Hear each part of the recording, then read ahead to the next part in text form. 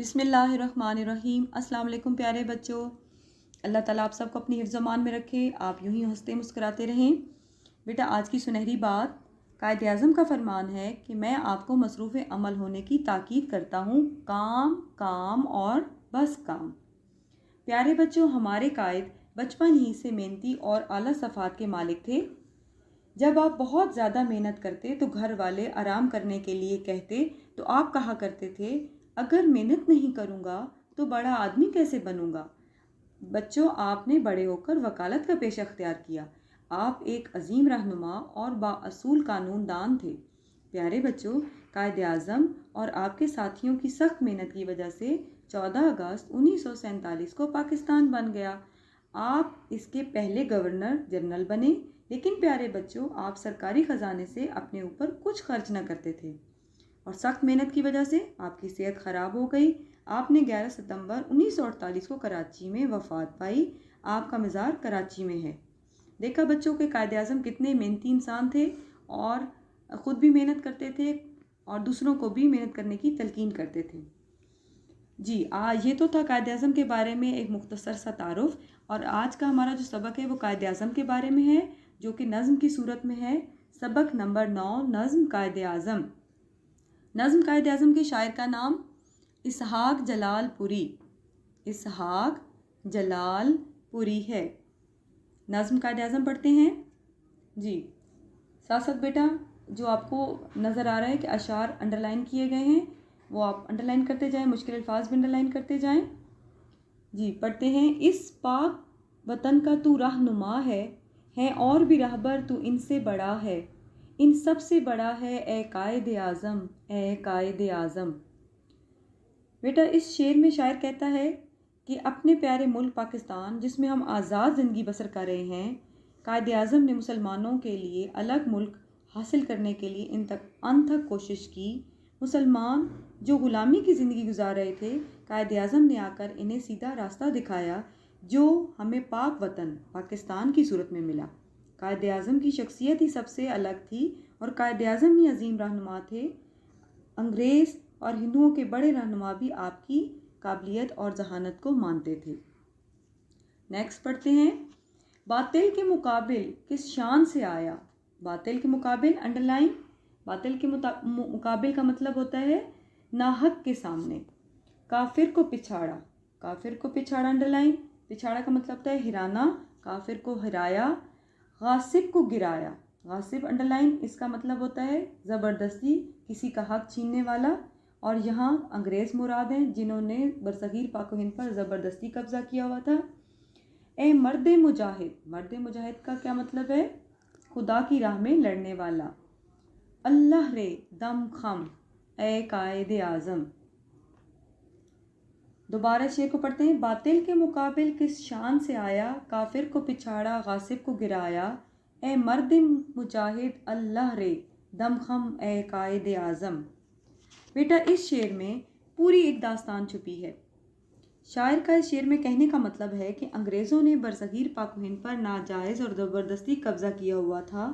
پہلے تو ہندوؤں اور مسلمانوں نے مل کر انگریزوں سے آزادی حاصل کرنے کی کوششیں کیں، لیکن کانگریس جو بظاہر ہندوؤں اور مسلمانوں کی ایک جماعت تھی، لیکن وہ صرف ہندوؤں کے مفاد کے لیے کام کرتی تھی۔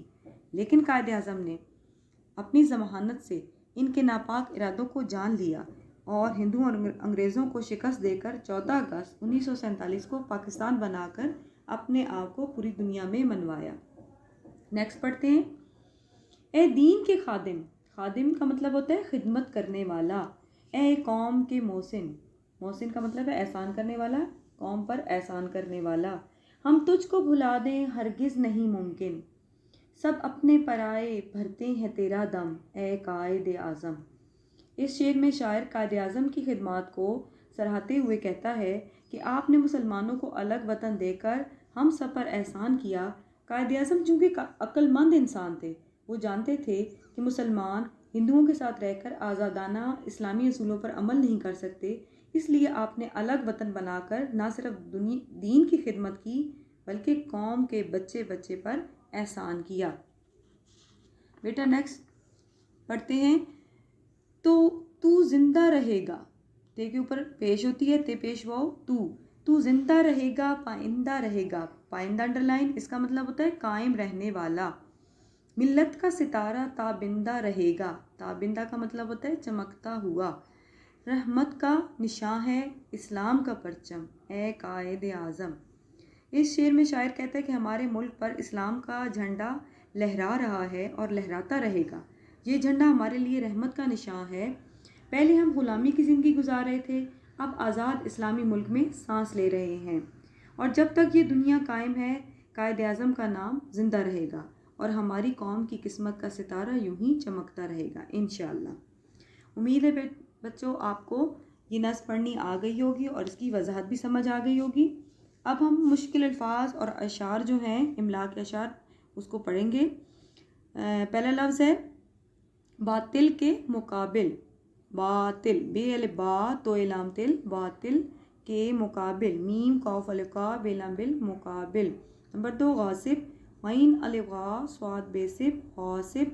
نمبر 3 کافر کو پچھاڑا، پچھاڑا، پے چھ الف چھا اڑے الف ڑا، پچھاڑا۔ نمبر 4 مرد مجاہد، مرد، دال کے نیچے زیر ہے، دال کے زیر لگانی ضروری ہے، مرد مجاہد۔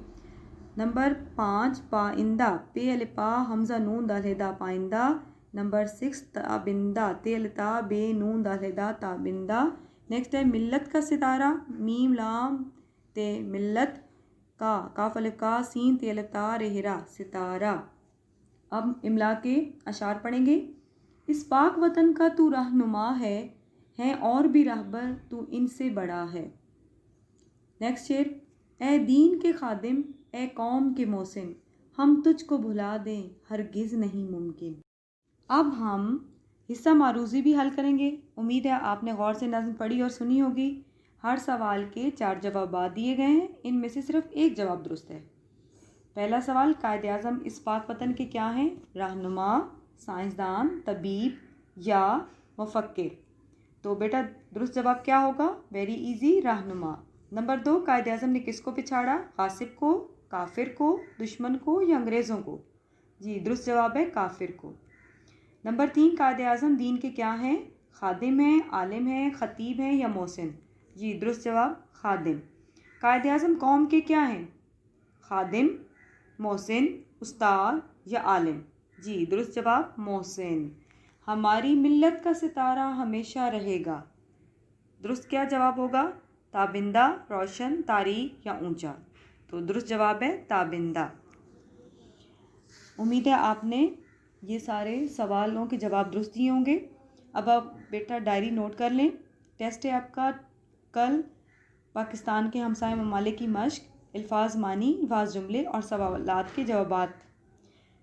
اچھی طرح تیاری کرنی ہے، جوڑوں سے یاد کر کے رف رجسٹر پر پریکٹس کرنی ہے تاکہ آپ کے ٹیسٹ میں فل نمبر آئیں۔ اچھا اب اپنا خیال رکھیں، صفائی کو اپنائیں، صحت مند رہیں، اللہ حافظ۔